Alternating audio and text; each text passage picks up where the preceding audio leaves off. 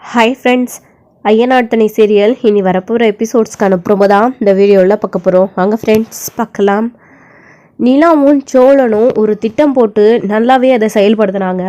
ஆனால் கடைசியில் எல்லாம் புஷ்ஷுன்னு போன மாதிரி தான் ஆச்சு. அவருடைய பெரியப்பா சோழனை பார்த்து இதுக்கெல்லாம் நீ தான் காரணமாக இப்போயோ என்னமோன்னு எனக்கு தோணுது அப்படின்னு கரெக்டாகவே சொல்லிடுறாரு. இதை கேட்டு நிலாவுக்குமே ஒரு ஷாக்கு, மனசுக்குள்ளே சிரிப்பை அடக்க முடியல. பெரியப்பா அப்படியெல்லாம் இல்லை பெரியப்பா, இப்போல்லாம் இந்த மாதிரி கும்பல் நிறைய பேர் இருக்காங்க.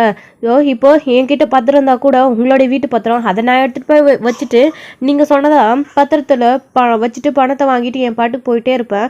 அப்புறம் நீங்கள் என்ன யார் என்னன்னு தேடி கண்டுபிடிக்க முடியுமா? அந்த பத்திரத்தை அவங்ககிட்ட அடமானம் வச்சுட்டு காசு வாங்கிட்டு போனதுக்கப்புறமா அந்த கடனை நீங்கள் தான் அடைக்கணும். உங்கள் வீட்டு பத்திரத்தை எடுத்துகிட்டு வந்து காட்டி கடனை உங்களை அடிக்க சொல்லுவாங்க. அப்படி இல்லைன்னா அந்த சொத்தை எல்லாத்தையும் விட்டுட்டு உங்களை போக சொல்லுவாங்க. ஸோ இப்படியெல்லாம் இந்த காலத்தில் சகஜமாக நடந்துட்டுருக்கு பெரியப்பா. திருட்டால இந்த மாதிரி நிறைய நடந்துட்டுருக்கு. நாங்கள்லாம் இதை செய்யலை, நீங்கள் ஏதோ தப்பாக எங்களை புரிஞ்சிட்டு இருக்கீங்க.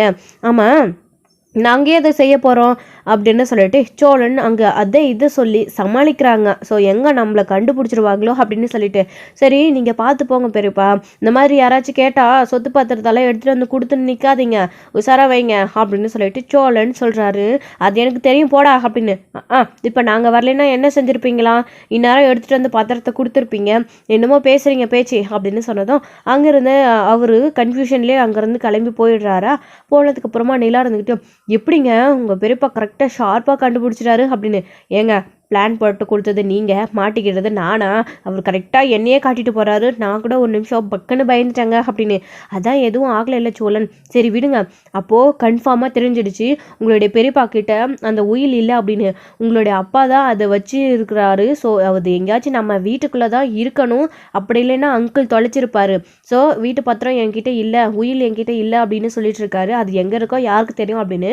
வீட்டுக்குள்ளே ஏதாச்சும் ஒரு மூலையில் வச்சுட்டு அவர் மறந்துட்டு இருக்கணும், இல்லை அது நம்ம வீட்டுக்குள்ளே தான் இருக்கணும். அவர் கண்டுங்காடாத அதை எடுத்தும் பார்க்காம எங்கேயாச்சும் பத்திரமா இருக்கட்டும்னு சேஃப்டியாக வச்சுருப்பார் போல இருக்குது. அதுக்கப்புறம் அதை மறந்துட்டார் போல இருக்குது. அவர் ஜெயிலு, அதுக்கப்புறம் அங்கேயும் இங்கேயும் லோடு தெரிஞ்சிட்டே இருந்ததுனால, சவாரி போயிட்டே இருந்ததுனால அவர் அதை மறந்துட்டார் போல இருக்குது. கண்டிப்பாக உயில் நம்ம வீட்டில் தான் இருக்கும் அப்படின்னு நிலா சொல்லவும், என்னங்க கண்டிப்பாக அப்படி தானே இருக்கும் அப்படின்னு. ஆமாம் சோழன், உங்கள் பெரியப்பா என்ன சொன்னார் கேட்டிங்களா அப்படின்னு. சரி வாங்க முதல்ல அவங்கள போய் பார்க்கலாம் அப்படின்னு சொல்லிட்டு 2 பேரும் கிளம்பி பாண்டியையும் பல்லவனையும் பார்க்கறதுக்காக வராங்களா. அங்கே அவங்க அப்படியே உடம்பு பெண்டு நிமிந்து போய் நின்றுட்டு இருக்காங்க. எல்லா வேஷத்தெல்லாம் கழிச்சிட்டு, என்ன நீ அண்ணன் என்னண்ணா இது இப்படி மாட்டி விட்டு எங்களை அடி வாங்க வைக்கதா 2 பேரும் எங்களை கூட்டிகிட்டு வந்தீங்களா அப்படின்னு சொல்லிட்டு பல்லவன் கேட்குறாங்க. டே பல்லவா அப்படின்னு. போங்க நீ போன, சும்மா விளையாட்டுக்கு பேச்சுக்கு ஏதோ அடிங்க அப்படின்னு சொன்னால் உண்மையிலே அடிச்சிட்டிங்க, எனக்கு எவ்வளோ வலிக்குது தெரியுமா அப்படின்னு சொல்லிட்டு பல்லவன் அழுது புலம்புறாரு. ஆமாங்க சும்மா சொல்லக்கூடாது, நீங்கள் கூட கம்பு எடுத்துட்டு ஃபுல்லாக சாத்திட்டீங்கல்ல அப்படின்னு. ஐயோ பாண்டி நான் பொறுமையாக தான் அடித்தேன் அப்படின்னு. இல்லைங்க நீங்கள் வேணுடி தான் அடிச்சிருக்கீங்க. உங்கள் 2 பேருக்கும் எங்கள் 2 பேரும் மேலேயும் ஏதோ காண்டு போல இருக்குது. ரொம்ப நாள் பகையே தீத்து வச்சு அடித்த மாதிரி ஒரே நாள் அடிச்சிட்டிங்களா அப்படின்னு. அது அப்படியெல்லாம் எதுவும் இல்லைடா பாண்டி, நாங்கள் சும்மா தான் இதை செஞ்சோம், நாங்கள் பெரியப்பாக்கு டவுட் வந்துடக்கூடாதுன்னு தாண்டா அடித்தோம் அப்படின்னு அது இதை சொல்கிறாரா சோழன். இதெல்லாம் நம்புற மாதிரி எங்களை என்ன சின்ன குழந்தைன்னு நினச்சிட்டு இருக்கீங்களா? இதெல்லாம் நாங்கள் நம்ப மாட்டோம், நீங்கள் வேணும்னுதான் எங்களை அடிச்சிருக்கீங்க அப்படின்னு சொல்லிட்டு பல்லவனும் பாண்டியும் ஒரே புலம்பல். சரி சரி அழுவாதரா, ஏதாச்சும் வாங்கி தரடா அப்படின்னு. கண்டிப்பாக வாங்கி தருவியா? அப்போ எனக்கு பிரியாணி வாங்கித்தா அப்படின்னு. ஏண்டா வாங்க நடிய ஒரு பிரியாணியில் மறந்துட்டியாடா அப்படின்னு. அதெல்லாம் எனக்கு தெரியாது, நீ பிரியாணி வாங்கி கொடு, அப்போ தான் எனக்கு உடம்பு வலியெல்லாம் சரியாகும் அப்படின்னு. டேய் அடிப்பட்டா இல்லை அடி வாங்கினா ஹாஸ்பிட்டலுக்கு போய் சரி பண்ணுறவங்கள தான் பார்த்துருக்கேன், பிரியாணி வாங்கி கொடுத்து சாப்பிட்டு சரி பண்ணுற உன்னை இப்போ தாண்டா பார்க்குறேன் பல்லவா அப்படின்னு சோழன் சொல்கிறாரா. அது எப்படி வேணாலும் இருக்கட்டும் அண்ணி, நீங்கள் 2 பேரும் சேர்ந்து இப்போ எங்களுக்கு பிரியாணி வாங்கி தரல, அவ்வளோதான், எங்களுக்கு ரொம்ப பசிக்குது அப்படின்னு. சரி சரி வாங்க பிரியாணி சாப்பிட போகலாம். ஆனால் அதுக்கு முன்னாடி நல்லா ஒன்று கேட்டிங்களா, நம்ம இந்த பிளான் போட்டதுக்கான எஃபர்ட்டை அதிலிருந்து எடுத்துட்டோம் அப்படின்னு நிலாம் சொல்கிறாங்க. ஆமாம் அப்படின்னு பாண்டியும் சொல்கிறாங்க. என்ன எனக்கு ஒன்றுமே புரியல அப்படின்னு.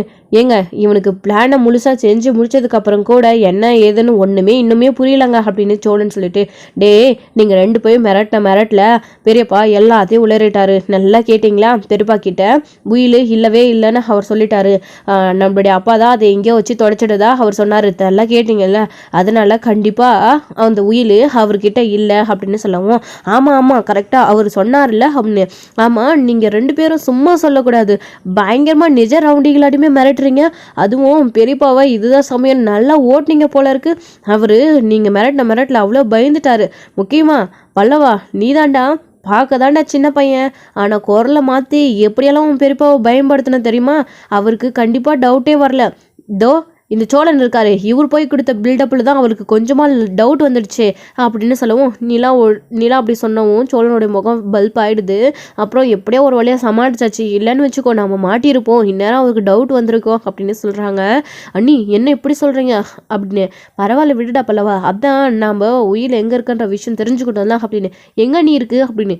டேய் அது உங்களுடைய அப்பா தான் எங்கே தொலைச்சிருக்காரு, இல்லை அவர் தான் அதை ஞாபக மருதியால் எங்கேயாச்சும் வச்சிருக்கணும், உயிர் இல்லைன்னா நம்ம வீட்டுக்குள்ளே தான் இருக்கணும், கண்டிப்பாக அது உங்கள் பெரியப்பா கையில் இல்லை, அது மட்டும் நம்ம கிளியராக தெரிஞ்சுக்கிட்டோம்ல, அடுத்து நம்ம அந்த உயிரை தேடுற வேலை தான் அப்படின்னு சொல்லவும்.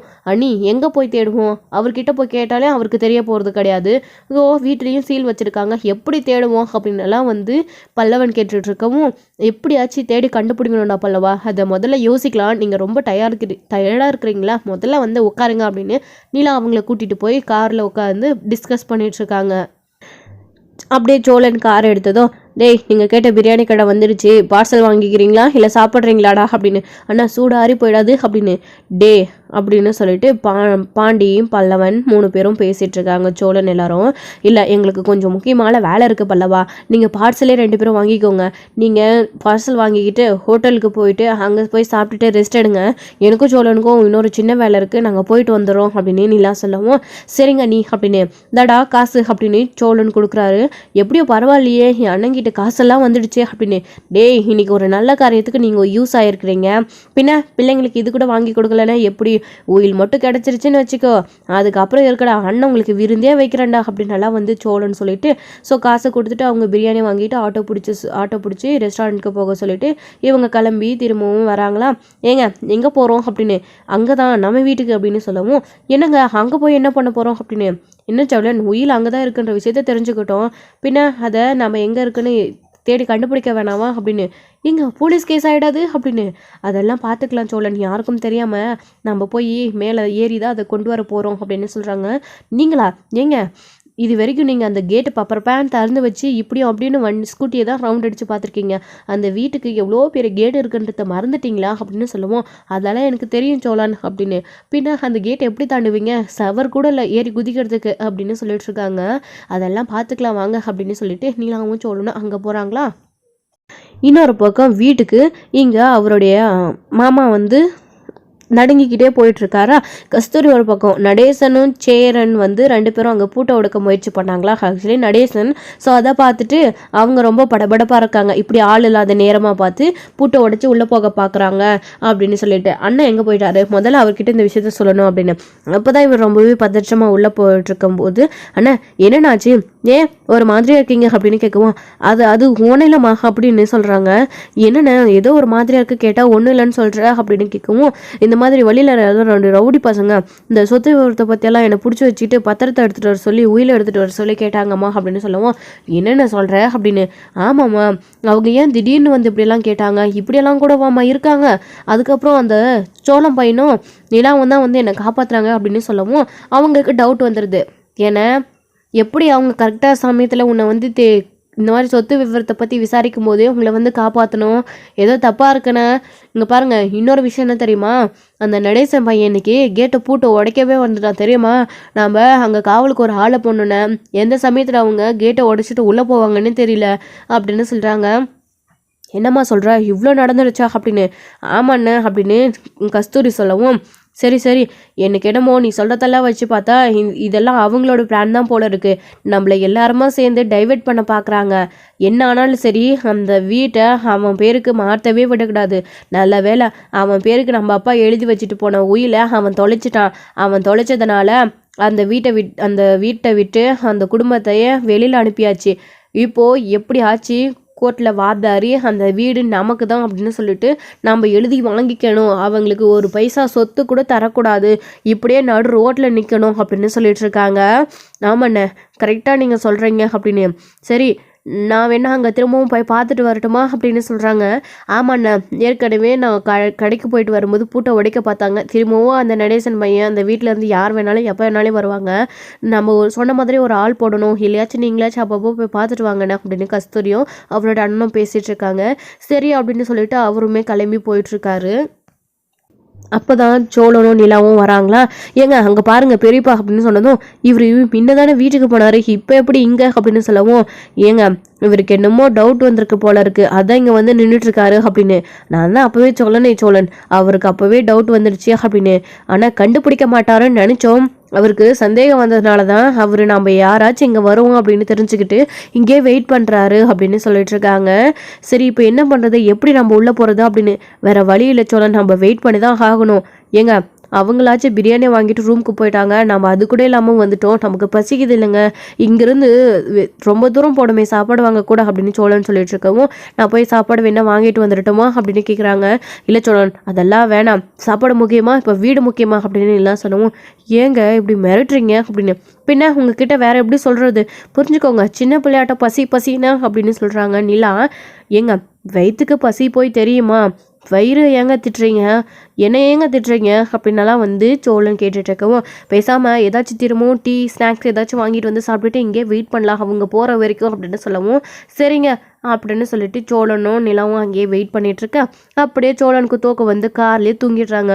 ஏன் நிலா கூட இன்னொரு பக்கம் தூங்கிடுறாங்க. ரொம்ப நேரம் தூங்கி முடிச்சுட்டு முழிச்சு பார்த்தா நைட் ஆகிடுச்சு, இருட்டிக்குச்சு. ஸோ அப்போ தான் வந்து இங்கே சேரன் வீட்டிலேருந்து நடேசன் இவங்கெல்லாம் கால் பண்ணுறாங்களா. அப்போ தான் கண் விழிக்கிறாங்க. கண் விழிச்ச உடனே நிலா சேரன் சோழன் அப்படின்னு எழுப்பி விட்டுட்டு, ஏங்க என்னங்க இருட்டிகிட்டு இருக்கு அப்படின்னு சொல்லிட்டு அவருடைய ஃபோனை அட்டன் பண்ணி பேசுகிறாங்க. நிலா எங்கேப்பா இருக்கீங்க, இன்னும் யாரும் நீங்கள் ரூம்க்கே வரலை, நடந்த விஷயத்தெல்லாம் பாண்டியும் பல்லவனும் சொன்னாங்க, என்னப்பா அந்த உயில் அப்போது நம்ம அப்பா கிட்ட தான் இருக்கா அப்படின்னு. அண்ணே அதை தானே நம்ம அவர்கிட்ட நிறைய தடவை கேட்டுட்டோம், ஆனால் அந்த பத்திரம் அந்த உயில் என்கிட்ட இல்லை, அது தொலைஞ்சு போச்சு அப்படின்னு சொல்கிறாரு. நம்ம வீட்டுக்குள்ளே தானே அந்த உயில் இருக்கணும் அப்படின்னு சொல்லவும், இப்போ எப்படிப்பா உள்ளே போய் அந்த உயிலை எடுக்க முடியும், ஒரு வேளை போலீஸ்காரங்க கிட்ட அந்த உயில் வீட்டுக்குள்ளே தான் இருக்குது, நாங்கள் தேடி எடுத்து தரோம் அப்படின்னு சொன்னால் திறந்து விடுவாங்களாப்பா அப்படின்னு கேட்டுட்ருக்கவும், அண்ணே என்னென்ன பேசிகிட்டு இருக்க நீ, அப்படி சொன்னால் எப்படின்னா உள்ளே நம்மளை திறந்து விடுவாங்க போலீஸ்காரங்க, 5 நிமிஷம் கூட நிற்க விடாமல் துரத்து விட்டவங்க. அது மட்டும் இல்லாமல் இந்த பெரியப்பாவும் இந்த பெரியம்மாவும் எப்பயுமே இங்கேயே காவலுக்கே உட்காந்துட்ருக்காங்க, நம்ம எப்படா கேட்டை உடச்சிட்டு உள்ளே போயிடுவோம் அப்படின்னு எப்படி நான் எடுக்க விடுவாங்க அப்படின்னு சொல்லவும், அப்போது வேறு எப்படி எடுக்கிறது சோழா, நிலா என்னப்பா அப்படின்னு சொல்லிட்டு கேட்டுட்டு இருக்கவும், அண்ணா வேறு வழியே இல்லைண்ணா, நம்ம அவங்க யாருக்குமே தெரியாமல் தானே செவ்வரேறி குதிச்சு போய் தான் நம்ம வீட்டுக்குள்ளே அதை தேடணும் அப்படின்னு சொல்லவும், ஐயோ என்னப்பா நீ இப்படி சொல்கிற, சரி நீ வீட்டுக்கு ரூமுக்கு வாப்பா, நான் சோழ பல்லவன் பாண்டி 3 பேரும் போய் தேடி கண்டுபிடிச்சிட்டு வரோம் அப்படின்னு. இல்லைண்ணா அதுக்கெல்லாம் நேரம் இல்லை, இப்போவே பாருங்கள் மணி என்ன ஆகுது அப்படின்னு. நானும் சொல்லணும் ரொம்ப நேரமாக இங்கே வெயிட் பண்ணிட்டோம், உங்கள் பெரியப்பாவும் கூட காவலுக்கும் ஆள் இங்கே இருந்துக்கிட்டே இருக்காங்க, இப்போ தான் அவங்க எங்கேயோ பக்கம் போயிருக்காங்க போல இருக்குது, அவங்க திரும்பி வர்றதுக்குள்ளே நானும் சோழனும் உள்ளே போயிட்டு அந்த உயில் இருக்கான்னு தேடி எடுத்துகிட்டு வரணுன்னு, அப்படி இல்லைன்னா நம்மளால் உயிலை எடுக்கவே முடியாது, எத்தனை நாளைக்கு என்ன நம்ம அந்த ரூம்குள்ளேயே அந்த ஒரு ஹோட்டல்லே இருக்க முடியும், இன்றைக்கி என்ன ஆனாலும் சரிண்ணே நானும் சோழனும் அந்த உயிலை எடுக்காமல் ரூமுக்கு வரப்போகிறது கிடையாது, நீங்கள் எங்களுக்காக வெயிட் பண்ணாமல் படுத்து தூங்குங்கண்ணே அப்படின்னு சொல்கிறாங்க.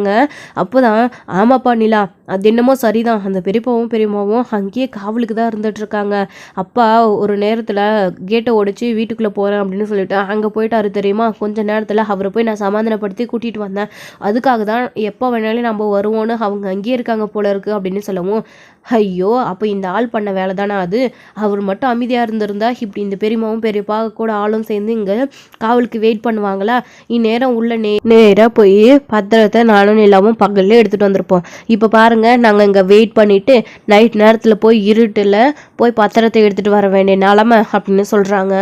என்னடா சோழா இவ்வளோ கான்ஃபிடென்ட்டாக சொல்கிற, பத்திரம் உள்ளதான் இருக்கும் அப்படின்னு சேரன் சொல்லவும், அண்ணா நம்புவோம் அண்ணா, நம்பிக்கை தானே வாழ்க்கை இருக்குன்னு நம்புவோம், அது இருந்தால் தானே வீடு நமக்குன்னு ஆகும், நம்ம ஏன் பாசிட்டிவாக யோசிக்கணும், நெகட்டிவாக யோசிக்காமல் பாசிட்டிவாகவே யோசிக்கலாமே அப்படின்னாலாம் வந்து சோழன் சொல்லிட்டு இருக்காரு. அதுவும் சரிதான் அப்படின்னு சொல்லிட்டு இவங்க பேசிகிட்டு இருக்கவும், அந்த ஆளுக்கு உயில் கிடைச்ச பின்னாடி அப்புறம் வந்து வச்சுக்கிறேன், இப்போதைக்கு போய் அந்த உயிலை தேடுற வேலையை மட்டும் நான் பார்க்குறேன், அப்புறம் வந்து அந்த ஆளை பார்த்துக்கிறேன் அப்படின்னு. சரிங்க நீங்கள் எங்களுக்காக வெயிட் பண்ணாமல் தூங்குங்க அப்படின்னு சொல்லிட்டு இவங்க வந்து இங்கே வெயிட் பண்ணிகிட்டு இருந்தவங்க கிளம்பலாமா அப்படின்னு சொல்கிறாங்க. ஏங்க இன்னும் அவங்க பக்கம் போல இருக்குது, அங்கே பாருங்கள் அங்கே தான் இருக்காங்க அப்படின்னு சொல்கிறாங்க. சரி நம்ம இங்கேயே எவ்வளோ நேரம் வெயிட் பண்ணுறது, தலை வலிக்குதுங்க, சாப்பாடு வேறு அப்போவே பசிக்குதுன்னு சொன்னேன், இந்நேரத்துக்கு கடை கூட இருக்காது, அப்படியே அசந்து தூங்கிட்டோம் அப்படின்னு சொல்லவும், சரி சோழன் அங்கே டீ கடை இருக்குது பாருங்கள் தூரத்தில் தெரியுது, அங்கே ஒரு டீ குடிச்சிட்டு வரலாமா அப்படின்னு. நீங்கள் வராதிங்க, வெயிட் பண்ணுங்க, நானே இப்போ வாங்கிட்டு வரேன் அப்படின்னு பன்னு அதுக்கப்புறம் டீ ஸ்நாக்ஸு சோழன் வாங்கிட்டு வராரு. வாங்கிட்டு வந்தோடனே அதை குடிக்கிறாங்க. ஏங்க கண்டிப்பாக உயில் உள்ளதானா இருக்கும் அப்படின்னு. நீங்கள் தானே சேரனனுக்கு நம்பிக்கை கொடுத்தீங்க, இப்போ நீங்களே இப்படி கேட்டால் எப்படி, கண்டிப்பாக உயில் உள்ளதாக இருக்கும், அதை நம்ம இன்னைக்கு எடுக்கிறோம் அப்படின்னு சொல்லவும், சரிங்க அப்படின்னு சொல்லிட்டு 2 பேரும் டீயை குடிச்சு முடிச்சுட்டு கேட் ஏறி குதிச்சு உள்ளே போகிறாங்க. ஸோ அங்கே கயிறு இருக்கிறது இல்லைங்களா, கயிறு எடுத்துட்டு சோழன் வந்து கீழே இறங்குறாரு. நிலா வந்து நீங்கள் இங்கே வெயிட் பண்ணுங்கள், நான் போயிட்டு கீழே எடுத்துகிட்டு வரேன் அப்படின்னு சொல்கிறாங்க. நீங்கள் எப்படிங்க போய் தேடுவீங்க இருட்டில், நான் போய் தேடுறேன், நீங்கள் இங்கே வெயிட் பண்ணுங்கள், யாராச்சும் வந்தால் கூப்பிடுங்க, கீழே நீங்கள் எப்படி குதிப்பீங்க அப்படின்னு சொல்லிட்டு போகவும், அவங்க கொஞ்ச நேரம் கூட இருக்கிறதுல அதுக்குள்ளே தேடிட்டு வந்துடுறாங்க. சோழன் கிடச்சிதா அப்படின்னு தேடிக்கிட்டே இருக்காங்க. சோழன் வந்துட்டு அப்போ தான் வந்து எங்கேயுமே இல்லைங்க, இப்போ என்ன பண்ணுறது அப்படின்னு சொல்லிட்டு யோசிச்சுட்ருக்காங்க. அப்போ தான் கொஞ்ச நேரத்துல அவங்க திரும்பவும் தேடி வந்துடுறாங்களா. வந்த உடனே நிலாவுக்கு என்ன பண்ணுறதுன்னே தெரியல, இவங்க கத்திட்டு இருக்காங்க. ஸோ ஜன்னல் வழியை எட்டி பார்க்குறாங்க, யாரையுமே இருக்கிறது கிடையாது. ஸோ கடைசியில் அவங்க அங்கேயே வெயிட் பண்ணிடுறாங்க. நிலா என்ன பண்ணுறாங்க அப்படின்னா அவங்களுமே கீழே இறங்கிடுறாங்க உயிலை தேடுறதுக்காக. உயில் அதுக்கப்புறம் எல்லா இடத்துலையும் தேடி பார்த்துட்டு கடைசியாக கிடைச்சிடுதா, அதை பார்த்த உடனே எல்லாருக்குமே ரொம்ப சந்தோஷம், உயில் கிடைச்சிடுச்சு. ஆனால் அவங்க 2 பேரும் உள்ளே மாட்டிக்கிட்டாங்க. 2 பேருமே உள்ளே இறங்கிட்டாங்களா, இப்போ வெளியில் வர வழி இல்லை. ஸோ எப்படியும் வாசல் வழியாக தான் வந்தாகணும். வாசல் வழியாக வரலான்னு பார்த்தா அவங்க அங்கேயே உட்காந்துட்டாங்க. ஸோ நடேசன் உட்காருவார் இல்லையா, அந்த கட்டிலே அவருடைய பெரியப்பாவும் அங்கேயே படுத்து தூங்கிடுறாங்க. என்னங்க இது, இவர் இங்கேயே படுத்துட்டாரு, இப்போ என்ன பண்ணுறது அப்படின்னு தெரியாமல் சோழன் கேட்கவும், என்ன பண்ணுறது, அவர் போகிற வரைக்கும் வெயிட் பண்ணி தான் ஆகணும் அப்படின்னு. என்னங்க இப்படி சொல்லிட்டீங்க, சரி ஃபோனை சைலண்ட்டில் போடுங்க அப்படின்னு சொல்லிட்டு ஃபோனை சைலன்ஸில் போட்டு ஜோப்பில் போட்டு வச்சுக்கிறாங்களா. அதுக்கப்புறம் ரொம்ப பசிக்குது, என்ன பண்ணுறதுன்னு தெரியலையே அப்படின்னு யோசிச்சுட்டு இருக்கும்போது, நம்ம வீடு தானேங்க, இப்போது உள்ள சிலிண்டர் இருக்குது, சமைக்க வேண்டியதெல்லாம் இருக்குது, எல்லாத்தையும் போய் சமைச்சு சாப்பிட வேண்டியது தான் அப்படின்னு சொல்கிறாங்க. ஸோ போய் பார்த்தா ஃப்ரிட்ஜில் பால் இல்லை. ஸோ அதுக்கப்புறம் தோசை மாவும் இல்லையா, என்ன பண்ணுறதுன்னு தெரியாமல் இருக்காங்க. ஏங்க இங்கே பாருங்க அப்படின்னு சொல்லவும் சோழன் என்னது அப்படின்னு கேட்குறாங்க. நீலா இங்கே பாருங்க அனில் சேமியா அப்படின்னு சொல்லிட்டு சோழன் நக்கல் அடிச்சிட்டு இருக்காரு. இதை வச்சு இன்னைக்கு ஏதாச்சும் முடிச்சிடலாம் வாங்க அப்படின்னு சொல்லிட்டு சேமியாவை வச்சு சாப்பிடலான்னு பார்க்குறாங்க. அப்போ நம்ம இங்கே சமைச்சா ஸ்மெல் வராதா, அதை வச்சு கண்டுபிடிச்சிட மாட்டாரா அப்படின்னு. அவர் கொரட்டை விட்டு தூங்கிட்டு இருக்காரு. வாங்க அதெல்லாம் கேட்காதா அப்படின்னு சொல்லிட்டு சோழன் நிலாவும் அங்கேயே உள்ளே வந்து சமைச்சு சேமியா வந்து கிண்டி சாப்பிட்டுட்டு இருக்காங்க. சாப்பிட்டு முடிச்சுட்டு பாத்திரத்தெல்லாம் அப்படியே அமைதியாக பொறுமையாக சத்தமே இல்லாமல் வச்சிடுறாங்க. ஒரு கட்டத்துக்கு மேலே டமார்னு ஷிங்கில் தட்டு வைக்கும்போது உந்துருதா. அப்போ மியாவுன்னு போன மாதிரி கத்தி சோழன் ஏமாத்திடுறாரு. அதுக்கப்புறமா அவருமே வந்து அப்படி இப்படின்னு புரண்டு படுத்து தூங்கிடுறாரு. ஏங்க இது வேலைக்கு ஆகுது போல இருக்குது, அவர் நல்லா அசைந்து தூங்கிட்டு இருக்காரு, இதுக்கு மேலே நம்ம இங்கே வெயிட் பண்ணக்கூடாது. அப்புறம் பொழுது வெடிச்சா திரும்பவும் நம்ம இங்கேயே உள்ளே இருக்க வேண்டியது தான். நைட்லையாச்சும் பரவாயில்ல, இருட்டில் மறைஞ்சு நின்றுருக்கோம், பகல்லையாச்சும் கண்டுபிடிச்சிருவாங்க, நம்ம இப்போ கிளம்பணும், எப்படியாச்சும் கயிறு பிடிச்சி மேலே போயிடணும், வாங்க அவர் தூங்கினா தூங்கிட்டு போட்டோம், நம்ம அவர் எந்திரிக்கிறதுக்குள்ளே போயிடலாம் அப்படின்னு 2 பேரும் விடிய காலையில் மேலே ஏறுறாங்களா. ஏறி கீழே குதிக்கிறாங்க. குதிச்ச உடனே அவர் நல்லா தூங்கிட்டு இருக்காரு. ஏங்க பேசாமல் இந்த ஆளை நான் போட்டு தரலிட்டுங்களாங்க, நான் யாருக்கும் தெரியாமல் இந்த மனுஷனை அப்படியே தலகாணி வச்சு அமித்தினோன்னு வச்சுக்கோங்க, அப்புறம் இந்த வீடு மட்டும் இல்லாமல் இந்த முன்னாடி இருக்கிறனால எல்லாமே நம்மளுக்கு தாங்க சொந்தம் அப்படின்னு சொல்கிறாங்க. என்ன சோழன் இப்படிலாம் யோசிக்கிறீங்க அப்படின்னு. பின்ன என்னங்க இவரால் தான் நான் அவ்வளோ குடைச்சலும் அப்படின்னு சோழன் சொல்லிட்டு இருக்கோம். அதெல்லாம் ஒன்றும் வேண்டாம் வாங்க சோழன் அப்படின்னு சொல்லிட்டு நீலா அவங்களோட கையை பிடிச்சிட்டு 2 பேரும் வேகமாக ஓடி போயிடுறாங்க. வேகமாக ஓடி போனதுக்கப்புறமா நீலாவை முதல்ல ஏற்றி விட்டு சோழன், அதுக்கப்புறம் அவர் ஏறுறாரு. ஏறி குதிக்கும் போது தான் இவருக்கு முழிப்பு வந்து அங்கேயும் திரும்பி பேட்டரி அடித்து பார்க்குறாங்க. யாரையுமே காணோம், படுத்து தூங்கிடுறாரு. என்ன சத்தம் கேட்ட மாதிரி இருந்துச்சு அப்படின்னு சொல்லிட்டு யோசிக்கிறாங்க. அதுக்கப்புறம் உயிரை எடுத்துக்கிட்டு அவங்க வேகமாக வீட்டுக்கு போயிட்டுருக்கு, அதாவது ரூமுக்கு போயிட்டுருக்காங்க. ஸோ இதோட இந்த எபிசோட் வந்து முடிச்சிருக்காங்க. அடுத்தடுத்த எபிசோடில் என்ன நடக்க போகுது, உயில் கிடச்சிடுச்சு அப்படின்னு சொன்னால் நடேசனோட ரியாக்ஷன் என்ன வரக்க போகுது அப்படின்ட்டு வெயிட் பண்ணி நெக்ஸ்ட் ஒன்று பார்க்கலாம். தேங்க்யூ. இந்த வீடியோ உங்களுக்கு பிடிச்சிருந்தா லைக் பண்ணுங்கள், ஷேர் பண்ணுங்கள், கமெண்ட் பண்ணுங்கள், மறக்காமல் பெல் ஐக்கானை கிளிக் பண்ணி வச்சுக்கோங்க.